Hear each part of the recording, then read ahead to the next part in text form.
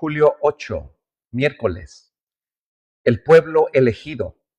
Durante más de 1000 años, los judíos habían esperado la primer venida de su prometido, del libertador, de su Mesías. Mucho más de ese tiempo. En ese acontecimiento habrían ellos entonces cifrado sus más gloriosas esperanzas. Lo expresaban en forma de cantos, profecías, ritos del templo, oraciones familiares. Habían ellos engastado su nombre, sus generaciones. Sin embargo, cuando vino, entonces no le conocieron. Jesucristo vino a su pueblo. Juan 1:11, mas ellos no le recibieron, no le conocieron. El amado del cielo, Jesucristo, el Mesías, fue para ellos como raíz de tierra seca. Recordamos, ayer vimos de que era mismo Jesucristo el que le había hablado a Moisés más de 1000 años antes, mediante esa imagen de naturaleza humilde, mediante la zarza que no se consumía. El profeta Isaías había dicho que Jesucristo no tendría ningún atractivo para que le deseáramos. Él iba a venir de una forma que el que le pudiera reconocer fuera solamente por la verdad que había en él. Sin parecer, sin hermosura, decía Isaías, y no vieron en él belleza que lo hiciera deseable a los ojos. A los suyos vino y los suyos no le recibieron. Sin embargo, Dios había elegido a Israel, lo había llamado para conservar entre los hombres y naciones el conocimiento de su ley, es decir, de los 10 mandamientos, no de la ley que Moisés escribió, pues esa ley que Moisés escribió era temporal, no existió por siempre. La ley que quería Jehová Dios, Yahweh, que Israel exaltara, era la ley de los 10 mandamientos, el carácter del Altísimo, la ley moral. Entonces, sin embargo, Dios había elegido a Israel, lo había llamado a exaltar su carácter. Él le había dado conocimiento de sus 10 mandamientos, así como los símbolos y profecías que señalaban al Salvador Jesucristo. Deseaba su Creador, Yahweh, Jehová, Dios, que fuese como fuente de salvación para el mundo, como Abraham en la tierra donde él peregrinó, como José en Egipto, como Daniel en la corte de Babilonia. Había de ser el pueblo hebreo entre las naciones, debía revelar a Dios ante los hombres. Este era el plan de Dios, mas el pueblo judío se llenó de orgullo. Y como veremos en la historia del Antiguo Testamento y aún el Sanedrín del tiempo de Jesucristo, cuando él vino a ejercer su ministerio, ellos, como luz que Dios había puesto para el mundo y las naciones, ellos habían decidido esconder lo que Dios les había revelado. Por eso Jesucristo les dijo, no se pone una luz debajo de la mesa, se pone en el lugar más alto para que alumbre. En ese llamamiento dirigido a Abraham, más de 1000 años antes de la encarnación de Jesucristo, el Señor había dicho, bendecirte he, y serás bendición, y serán benditas en ti todas las familias de la tierra. El plan de Dios siempre fue para las naciones, para el mundo entero. Esa bendición no iba a venir como forma de una nación, sino eventualmente, últimamente, sería esa bendición Jesucristo el Mesías. El Nuevo Testamento lo confirma. La misma enseñanza fue repetida por los profetas a través de todo el Tanaj, de todo el Antiguo Testamento. Lo vemos libro tras libro. Aún después que Israel había sido asolado por la guerra, el cautiverio, recibió él esa promesa y será el residuo, el remanente de Jacob en medio de muchos pueblos, como el rocío de Jehová, como las lluvias sobre la hierba, sobre las cuales nos esperan buenos tiempos, pero los israelitas cifraron sus esperanzas en la grandeza mundanal, y este fue el gran pecado de Israel: el apartarse de Dios, el no depender sumamente de su Creador, el amar al mundo en vez de apreciar y reconocer a este gran libertador del pecado. Desde el tiempo en que entraron en la tierra de Canaán, se apartaron de los mandamientos de Dios y siguieron los caminos de los paganos, el vano, su obra, todo lo que no servía era su obra, era como actuaban. Dios les mandaba advertencias por medio de múltiples profetas. En vano sufrieron el castigo de la opresión. Ellos se convirtieron en una nación semipagana. A cada reforma le seguía una apostasía mayor. Querido amigo y hermana, quiero decirte de que esta es la condición de nuestro corazón humano. Sí, en el presente, tú y yo somos igual de rebeldes, de corazón duro. El ser humano no sirve. Solamente tenemos significado en nuestra vida cuando nos unimos a Jesucristo, cuando nos sometemos a Él. Si los hijos de Israel hubiesen sido fieles a los 10 mandamientos de Dios, Dios, su creador, Jehová, entonces haya logrado su propósito con Israel, les haya honrado, les haya exaltado. Si hubiesen andado en los caminos de obediencia a su ley moral de los 10 mandamientos, Dios entonces les habría ensalzado sobre todas las naciones que le rodeaban a Israel. Para entonces, alabanza, para renombre, para gloria. Dice la promesa del profeta: verán todos los pueblos de la tierra, dijo Moisés, que tú eres llamado el nombre de Jehová, y te temerán las gentes, las naciones, oirán hablar de todos las protecciones, de todos y todas las promesas que Él tiene contigo.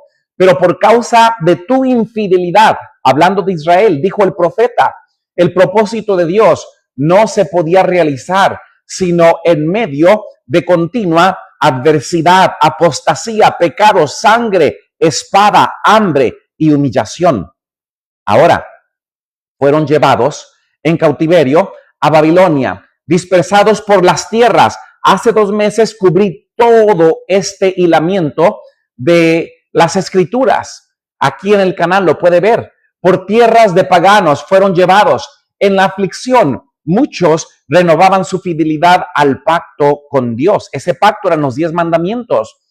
Ahora, mientras colgaban sus arpas de los sauces y lloraban por el santo templo desolado que Salomón había construido, en donde ahora la presencia de Dios ya no estaba, pues todas las promesas de Jehová para Israel y aún para Salomón eran condicionales. Los sistemas paganos de sacrificio eran una perversión del sistema que Dios había ordenado, y más de un sincero observador de ritos paganos aprendió de los hebreos el significado del ceremonial divinamente ordenado, con perfecta promesa de un redentor. Queridos amigos y hermanos, todo lo que los profetas, incluyendo Moisés, escribieron acerca del templo, de la sombra, del corderito que se inmolaba, de el menorá, el candelabro, el lugar santo, el lugar santísimo, la mesa de la propiciación, el arca del pacto, todo era una sombra de Jesucristo. Ahora, fueron ellos llevados en cautiverio. Por su medio, entonces, habían comprendido los paganos mientras cruzaban de oeste a este y viceversa.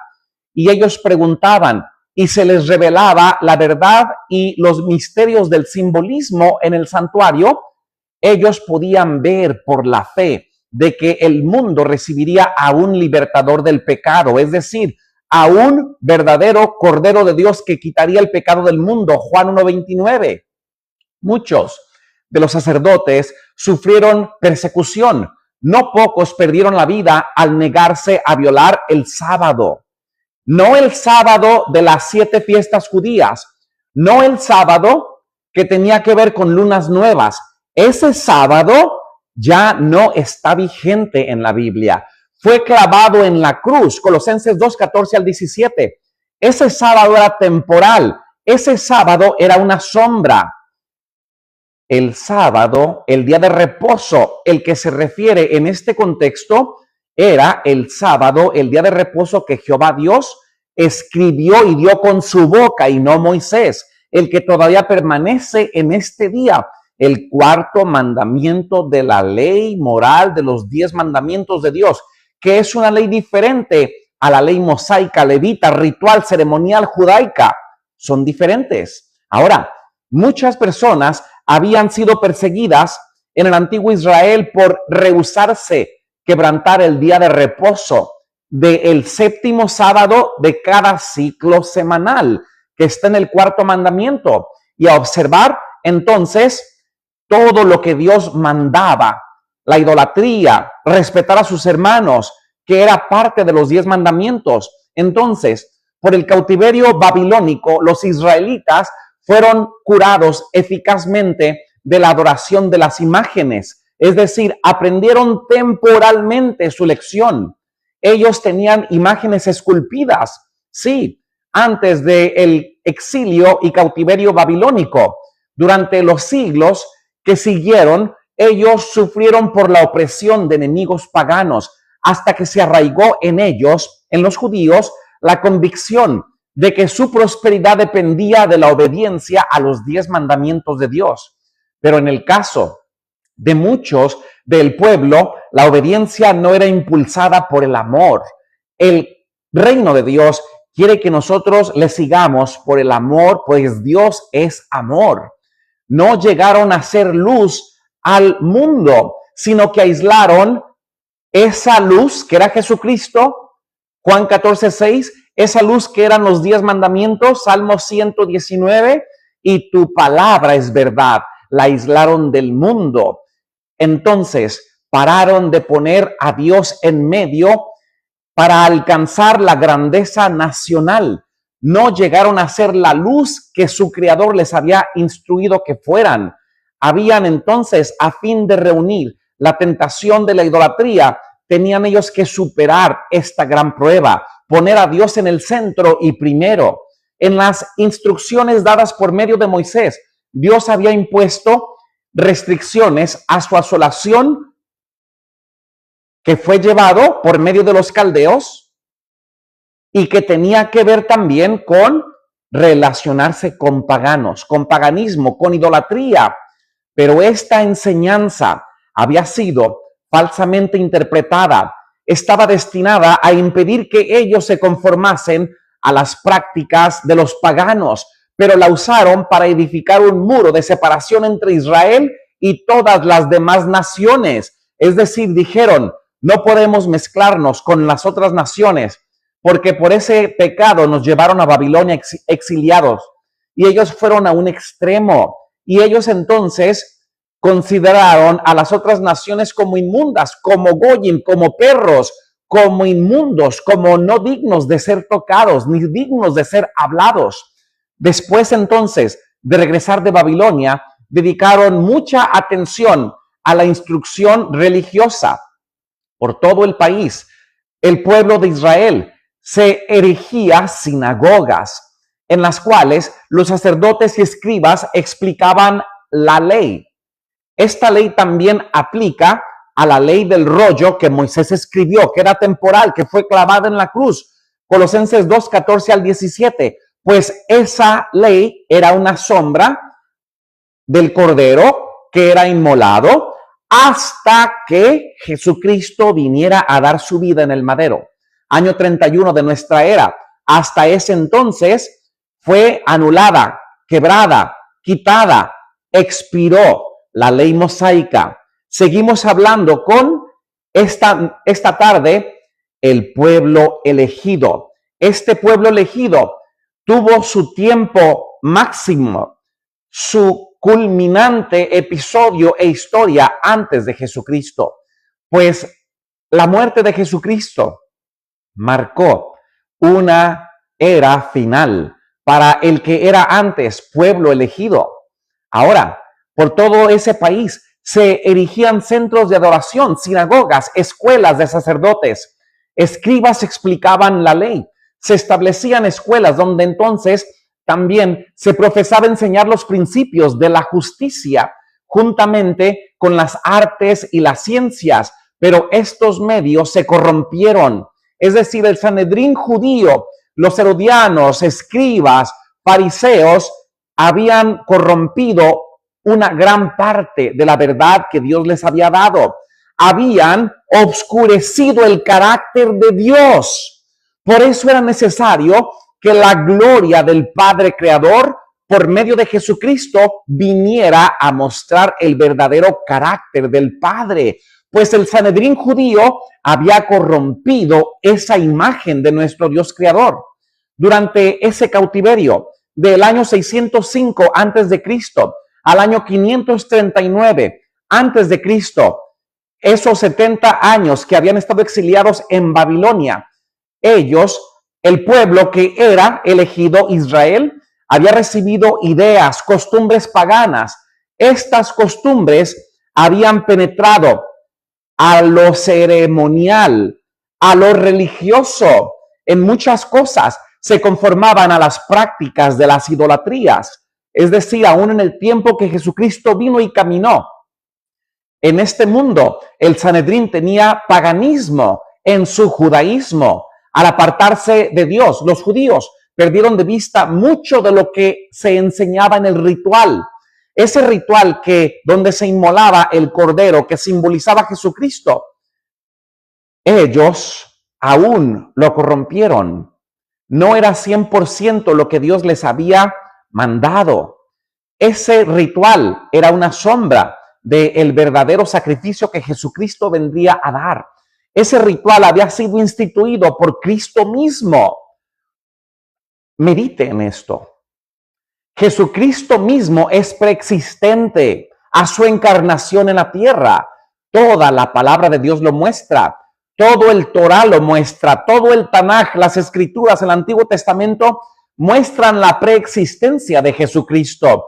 Jesucristo mismo es el que le había hablado a Moisés. En todas sus partes era un símbolo de él y había estado lleno de vitalidad, hermosura espiritual.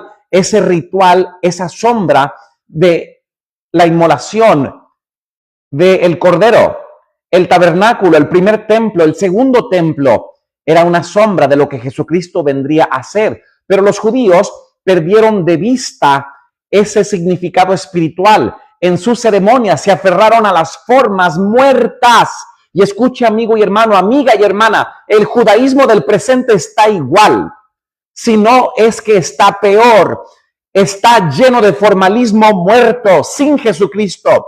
Está lleno de una careta que es hipocresía, sin Jesucristo. Está lleno de judaísmo legalista, farisaico, sin Jesucristo. Confiaban ellos en los sacrificios de los ritos mismos en vez de confiar en aquel a quien estos ritos señalaban. ¿Lo comprende?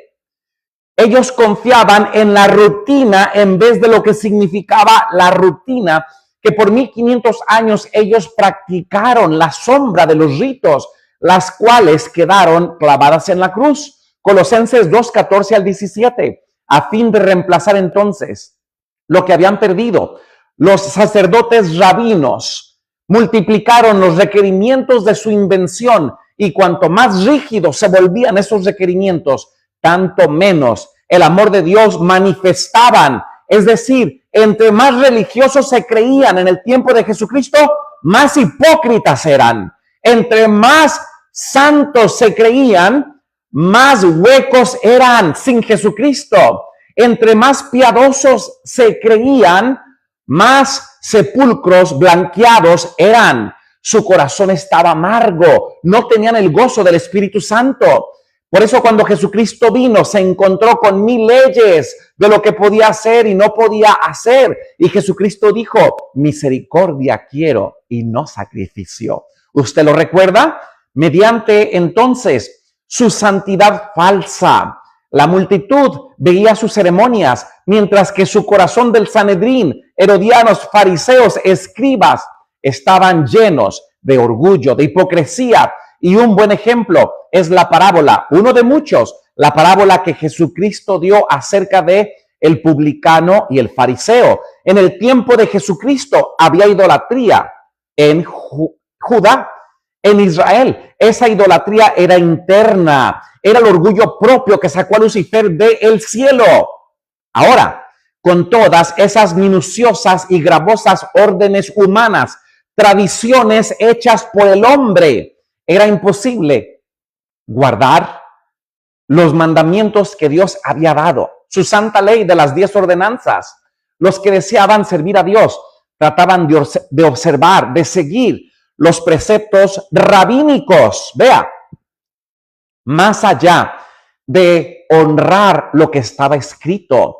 El mismo Sanedrín judío torcía y agregaba su propia interpretación judaica y lo convertía en dogma. Luchaban bajo una pesada carga. No podían ellos hallar descanso en las acusaciones de una conciencia perturbada. Así entonces Satanás obraba para desalentar al pueblo de Israel, ese remanente que se mantenía fiel, para sostenerlo bajo el dominio de las huestes de la oscuridad. Ahora, aunque los judíos deseaban esta primer venida del Mesías libertador, no tenían un verdadero concepto de su misión. ¿Y sabe usted cuál fue el error del Sanedrín en el tiempo de Cristo? ¿Y cuál es el tiempo de todo judaizante en el tiempo presente? De que ellos no les conviene diferenciar, separar la primera venida del libertador que ya ocurrió en la vida de Jesucristo, porque se le muestra como el siervo sufriente. Ellos interpretan como muchas profecías de que ese siervo sufriente fue Jeremías o de que fue Israel. Sí, hermanos, ellos usan cualquier interpretación humana para no aplicar las profecías de los profetas del Antiguo Testamento a Jesucristo. Ese Mesías vendría por primera vez a ser el conquistador y liberar del pecado. Pero también vendría este Mesías en poder y gloria una segunda vez para poner final a todo lo que es injusticia y pecado. Ellos combinan las dos en una, y las que muestran a Jesucristo como el siervo sufriente de Isaías y otros pasajes, ellos la aplican a otros personajes. Ellos querían quebrantar el poder opresor de Roma imperial. Ellos querían exaltar a Israel sobre el dominio universal. Así se iban preparando para rechazar al Salvador. Y su argumento de ellos era en el tiempo de Cristo y es ahorita de que el Mesías no ha venido y que no puede ser Jesucristo. Ellos dicen que porque cuando venga el Mesías verdadero va a engrandecer al Israel del presente que comete homicidios, que hace correr la sangre y que está sin Cristo. Ellos dicen que el verdadero Mesías va a engrandecer a Israel sobre todas las naciones. Queridos hermanos y amigos, el reino que Jesucristo vino a ofrecer era un tal que él despojaría el reino satánico de la opresión satánica, de los endemoniados que él sacaba, del pecado que vino a quitar para siempre para todo aquel que ponga y deposite su fe en Jesucristo, en el gran sacrificio que hizo en el madero. Queridos amigos y hermanos, el Sanedrín del tiempo de Cristo y el judaísmo hueco hipócrita del presente quiere lo mismo. No quiere a un libertador del pecado, quiere un libertador de su nación idólatra del presente. Quiere un David, quiere un Mesías que sea muy bueno en el ejército, que sea un gran general y que mate a miles y 100,000. Ellos tienen un orgullo nacionalista. A ellos no les interesa ni nunca les interesó un Mesías espiritual. Ellos están siendo guiados por el mismo reino satánico, el que dijo a Jesucristo: todo esto te lo doy si me adoras. Ellos buscan la fama, el poder terrenal, Mas Jesucristo dijo, mi reino no es de este mundo. En ese tiempo del nacimiento de Cristo, la nación de Israel estaba atascada y frenada, corrupta bajo sus amos extranjeros, bajo el Sanedrín hipócrita, bajo la opresión de Roma imperial. Ellos lo que querían era un líder político para llamarlo Mesías, que los liberara del opresor. La mano de Roma imperial pesaba sobre ellos. El orgullo y el odio que sentían contra los romanos había crecido en gran manera. A ellos les molestaba en suma forma y la atmósfera de esa disensión, de esa división interna entre ellos. Se les había permitido a los judíos conservar una forma de un gobierno separado, es decir, una parte teocrática, aunque en realidad dependía de Roma imperial. Los romanos reclamaban ese derecho teocrático, civil, ejecutivo, y ellos entonces debían nombrar Roma imperial o remover al sumo sacerdote, dependiendo si tal forma o líder espiritual se asemejaba a el gobierno imperial romano. Este cargo entonces se conseguía con frecuencia por fraude. El sumo sacerdote del tiempo de Cristo, levita, conseguía su cargo muchas veces por fraude, por extorsión financiera, por influencias. Había la misma corrupción religiosa del presente. Ahora, el derecho a este puesto incluía cohecho, mordida financiera, incluía homicidio. Estamos hablando de la rama más alta religiosa del Sanedrín judío farisaico del tiempo de Cristo. Así entonces, el sacerdocio levita se volvía cada vez más corrupto. Sin embargo, los sacerdotes poseían aún gran poder y lo empleaban con fines egoístas y mercenarios, es decir, quitaban la vida a alguien como en una carrera política, en una campaña política, si les era una amenaza. El pueblo de Israel estaba sujeto en el tiempo de Jesucristo a exigencias despiadadas. También a los gravosos impuestos de los romanos. Este estado de cosas ocasionaba extenso descontento entre el pueblo. Los estadillos populares eran frecuentes, es decir, los golpes de estado eran frecuentes en el tiempo de Jesucristo, pues el Sanedrín judío farisaico estaba en su ola más alta de corrupción. La codicia, la violencia, la desconfianza, la apatía espiritual, la hipocresía, es decir, podían ser judíos, pero no espirituales, estaban royendo el corazón mismo de la nación. Amigo y hermano, quiero que usted comprenda este escenario, porque si usted lo entiende, va a saber por qué los reyes persas paganos pudieron ver las señales cuando Jesucristo nació y no el pueblo judío con mayor luz. Si usted comprende este concepto, se va a dar cuenta de que a los suyos vino, Juan 1:11, y los suyos no le conocieron, no le recibieron, y no fue porque no sabían, fue porque Israel estaba en su punto más alto de paganismo, de idolatría, de corrupción religiosa. Este era el escenario que le esperaba al nacimiento de Jesucristo.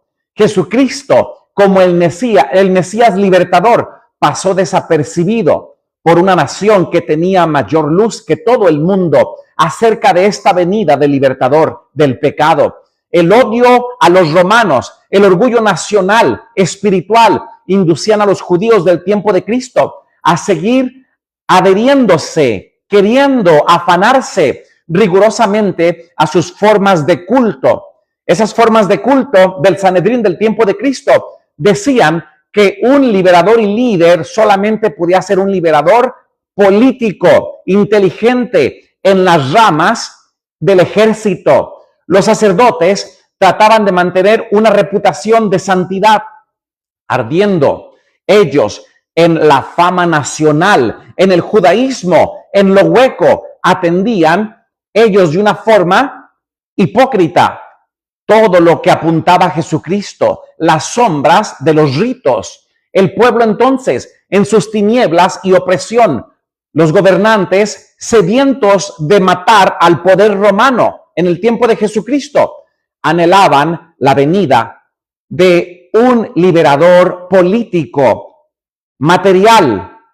Por eso, un ejemplo de muchos, usted ve a Judas y a Pedro queriendo defender a Jesucristo, pues ellos lo querían hacer a él su Mesías político. Eso era el grupo que estaba cerca de Jesucristo. Ahora imagine el Sanedrín corrupto, ese pueblo entonces en tinieblas y opresión. Los gobernantes sedientos de venganza contra Roma imperial anhelaban la venida de aquel que vencería a sus enemigos del ejército, a Roma imperial. A ellos no les interesaba un libertador del pecado. Habían ellos estudiado las profecías, pero sin comprender, sin querer ver. Por eso cuando Jesucristo vino, dijo, para que se cumpla la profecía del profeta Isaías, tienen ojos, mas no ven. Tienen oídos, pero no escuchan. De aquel entonces que había venido a liberarles, habían pasado por alto pasajes que señalaban la humillación de Cristo en su primer venida. Ese siervo sufriente, ellos en el presente y en el pasado lo aplicaron a Jeremías, lo aplicaron a Israel cuando fue llevado al cautiverio. Ellos intencionalmente querían solamente la aplicación de un Mesías político que engrandeciera a la nación. Cristo en su primera venida, en su primer advenimiento, ellos aplicaban mal lo que hablaban de la gloria de la segunda venida. Ellos se enfocaban y mezclaban solamente la segunda venida en poder y gloria, cuando entonces Jesucristo va a venir a restaurar y poner un fin. El orgullo obscurecía su visión. Ellos interpretaban las profecías de acuerdo con sus deseos egoístas. Queridos amigos, hermanos, amigas, si a ustedes les está interesando esta ilación que llevamos desde hace meses, que ahora vemos el terreno que se preparaba bajo el nacimiento de Jesucristo, continúen suscribiéndose para que tengan una alerta cuando se haga el siguiente en vivo el día de mañana. Ahora voy a orar e inmediatamente me voy a abrir a comentarios, preguntas bíblicas o algún testimonio si usted tiene alguno. Concluyamos por hoy y me abro al público. Nuestro Dios y Padre,